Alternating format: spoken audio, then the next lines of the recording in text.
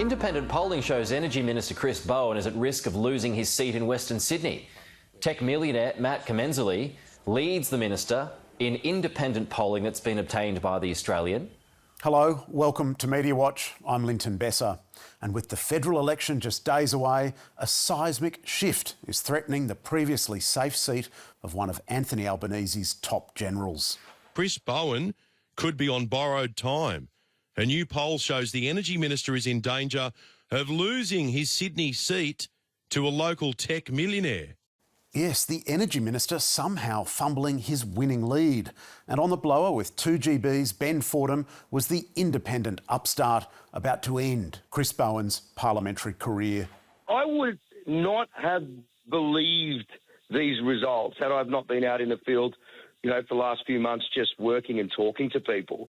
We're with you, Matt. We had trouble believing the numbers too. So where did this startling poll come from?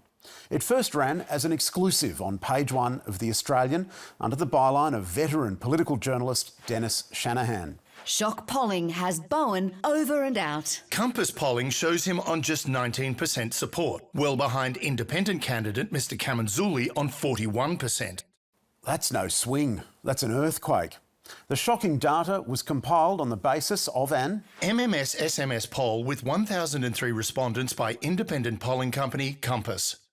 And here it is, the Compass survey that caused all the stir, distributed via text message. Just click on this link and, would you look at that, the poll has been helpfully pre-filled with independent Matt Kamenzuli in, dare I say it, pole position. Handily, this other box has been ticked for us too, also in Matt's favour. Now, we at Media Watch, we're not much chop at playing pollster, so we asked others who are, like Cos Samaras, who has worked with the Labor Party and the Independents. He told us SMS polling faces significant methodological hurdles. Preloading an SMS survey with an automatic default selection is highly dubious and unethical. A Liberal-aligned pollster who declined to speak on the record said the Compass poll, quote, looked like bullshit. Chris Lonergan, chair of the Australian Polling Council, was a touch more politic, but questioned the Compass poll, defaulting in Kamenzuli's favour.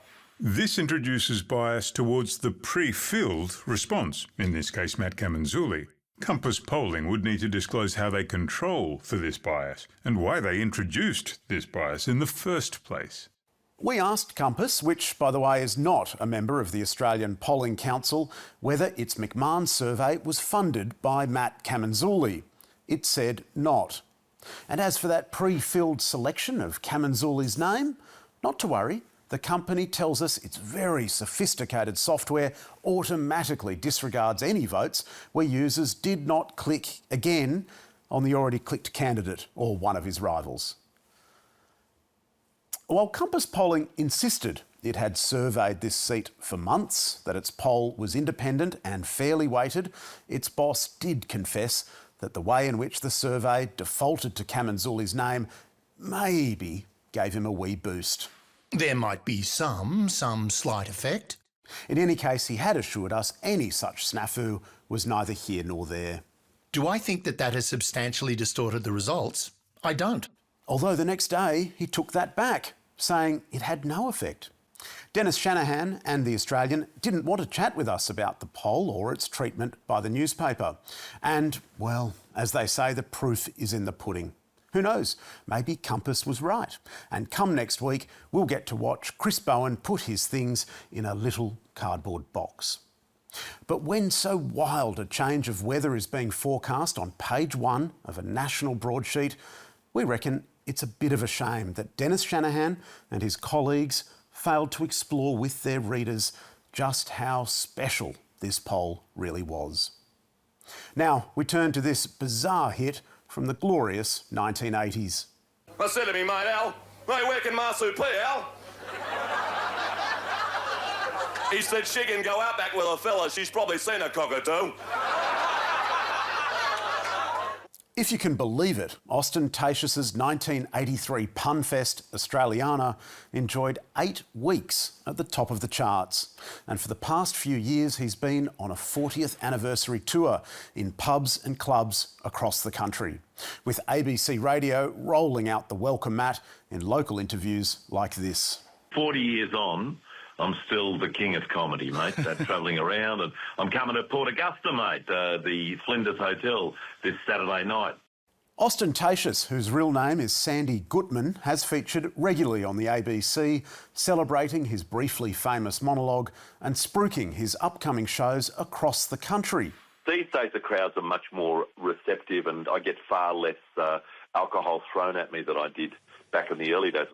Since July last year, Gutman has received more than 90 minutes of free publicity on the public broadcaster in no fewer than 11 segments, all of which promoted specific upcoming gigs. You can book your seat for dinner and then also the show if you jump onto the pub's website. With tickets costing between $20 and $80, sometimes including dinner. But we've learned that not all of the ABC's radio staff loved the idea of Ostentatious on their show and declined to put him to air. The comedian would have the last laugh, however, because, as these regional bureaux soon learned, Sandy Gutman had a man on the inside. None other than Kim Williams, chairman of the ABC. I'm friends with Kim. I would have known him for 40 years. I asked him if he could get a couple of interviews. He did. Kim Williams denies the two are friends and describes Sandy Gutman as a mere acquaintance. We had a brief involvement some 27 years ago. Whatever the relationship, Sandy Gutman has used it to great success, beginning on August 5 last year. When Gutman was annoyed at having been turned down by the ABC team at Port Pirie in South Australia, he telephoned Kim Williams, giving the ABC a ferocious spray and making unfounded allegations he was being denied interviews because he was Jewish. In response, Williams called the ABC's head of audio content, Ben Latimer, to say Gutman was having some trouble getting in touch with local radio. Latimer then passed a message down the line, making mention of Kim Williams having some sort of personal connection with Sandy Gutman, ultimately delivering a winning result for the ageing performer. So what can people expect if they do come down to the show this Saturday in Port Augusta? Well, it's a 36-hour comedy show. The intervention of ABC bigwigs enraged the local staff, but when they complained, they were told the ABC chair, Kim Williams, was involved. One local staffer told us they were outraged. Local teams know our audiences better than anyone, and the chairperson has no right to involve himself in that way. But this wasn't the end of the affair. Now that Sandy Gutman had found traction via Kim Williams with ABC manager Ben Latimer, Gutman sent Latimer more requests and complaints, some of which Latimer resisted. In about October last year, Latimer contacted Kim Williams to tell him to back off and that Sandy Gutman was out of line. Asked about this exchange, the ABC chairman told Media Watch, "I have no memory of the precise date, but I took his counsel." And Williams may have, but as we'll see, not for long. Meanwhile, even when Sandy Gutman was scoring interviews without Williams' help, like in Lismore, he made sure people like the local ABC staffer who'd booked him knew of his top-flight connections at Auntie. He made a comment about contacting the bigwigs at the ABC, Kim Williams. One presenter who chose of her own volition to give the comedian an interview received this lovely text message after he got off air. Absolutely, hands down, the worst interview I have ever been a part of. Humorless, condescending and unprepared because you couldn't have cared less. I will be taking this further. Gracious, no? In the meantime, Gutman's lobbying campaign had continued, including in November last year when Gutman contacted a journalist at the ABC New England office in Tamworth. After not hearing back for 2 days, Gutman fired off an angry email to the reporter describing her conduct as, quote, totally inappropriate and invoking the chairman's name in this ominous email. No response. I will speak to Kim Williams today. A local ABC boss then picked up the correspondence and very politely told Sandy Gutman that ABC New England was unable to accommodate his request for an interview, which Sandy Gutman then forwarded to none other than Kim Williams the following day. For some reason, they have no time for a short interview. Strange. 48 hours later, Williams forwarded on this chain of correspondence, not just to Ben Latimer, who is now Director of Audio, but also to a senior News Division executive, Donna Field. Kim Williams declined to provide this email to Media Watch, but it's now been more widely circulated and we got a hold of it anyway. Sandy, again. I am, of course, essentially on his side. Our people are often arrogant with talent. How often would someone like Ostentatious be in New England? Strange attitude.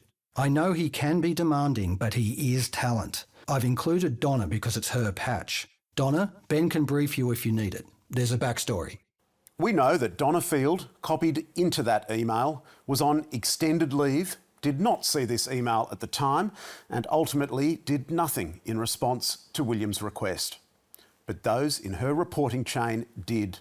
The result? The decision of ABC New England not to put Sandy Gutman to air was overruled. A week later, Ostentatious got his wish, and ABC New England Breakfast broadcast a nice little plug for his show that night. I started stand-up comedy in 1981 at the Comedy Store. And that's in Emmaville tonight. By New Year's Day, he was texting Kim Williams again, which Williams told us he passed on to Ben Latimer too.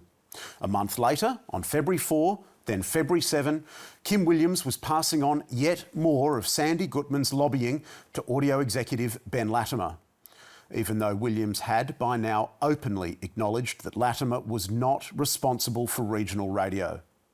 On this point, the ABC chairman said, I spoke to Mr. Latimer because he came to mind. Clearly I was in error and should have spoken to someone else.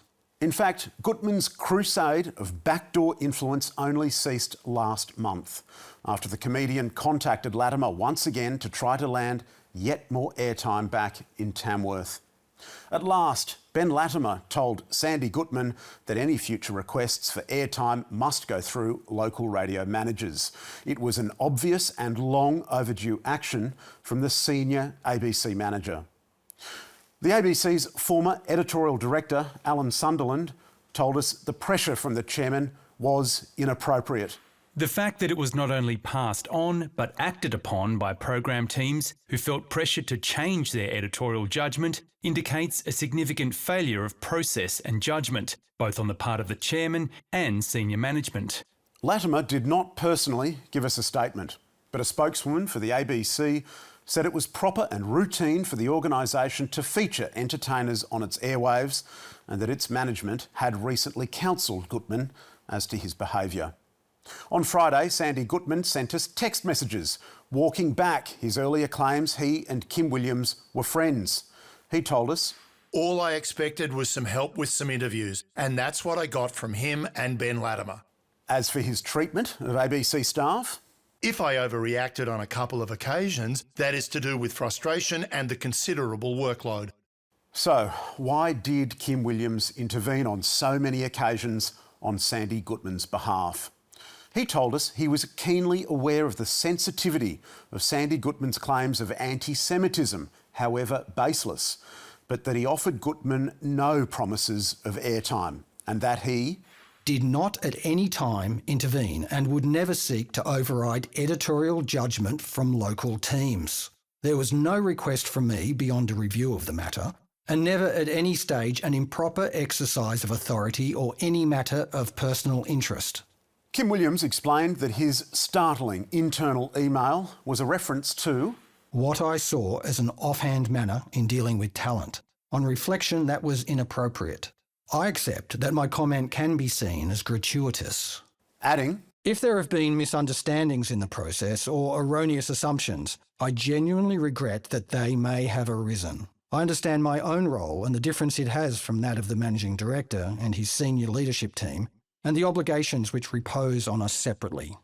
The outraged South Australian staffer said they believe the ABC chair and some of his executives have failed in their duties. If the chairperson has time to intervene and influence teams to conduct an interview about a comedian's regional tour, what else is he influencing?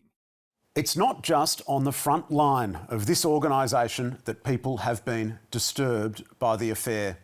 The new Managing Director of the ABC, Hugh Marks, told us, The matters raised by Media Watch are important. I've been at the ABC a short time, but I am vigilant to ensure the proper delineation of responsibility between the board and management, and will act appropriately to ensure the best interests of the ABC, its people and audiences as we move forward. It's a reminder of just how special the ABC is that Media Watch has been given free rein to investigate this imbroglio, in which the organisation's own chairman has suffered what I believe to have been a grave lapse of judgment. Kim Williams may be a famously interventionist leader, and since arriving at Auntie has been far from shy, both about his vision for the place and what it's getting wrong. This case of meddling, however, is very, very different. By interceding on Sandy Gutman's behalf on no fewer than 5 occasions, explicitly choosing to side with his acquaintance over his own staff, Williams put ABC managers in an invidious position and left some in the organisation uncertain whether they were being used to give free publicity to an old mate of the boss. Whether the pair really are friends is surely beside the point. Kim Williams' conduct will be seen by many as a serious breach, not just of the trust of his staff, but of the organisation's integrity. And that's all from us tonight. Be sure to check us out on iView as well as X, YouTube and Facebook. You can find full statements on our website, and don't forget to send us your tips. I'll see you next week.